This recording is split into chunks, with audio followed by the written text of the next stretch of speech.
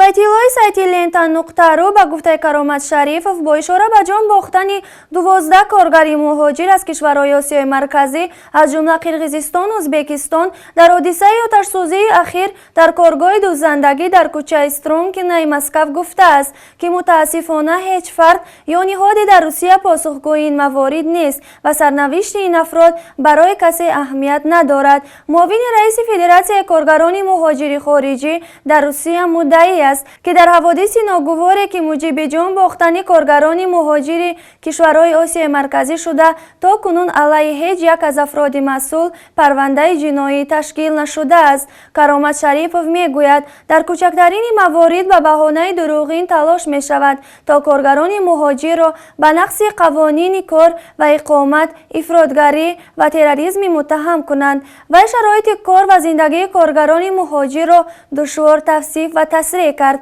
او گفت آنها در خانه ها و خوابگاه قدیمی و فاقد شرایط بهداشتی و ایمنی و کارخانه ها و کارگاه های سکونت دارند که استقامت در آنها ممنوع است. به تازگی در یک کارگاه دوزندگی در کوچه استرامینکای پایتخت روسیه که محل کار و خواب کارگران مهاجر خارجی بوده 12 نفر جان خود را از دست دادند که در میان آنان جسد یک کودک نیز وجود دارد. مقامات انتظامی مسکو گفتند که در حال بررسی این حادثه هستند.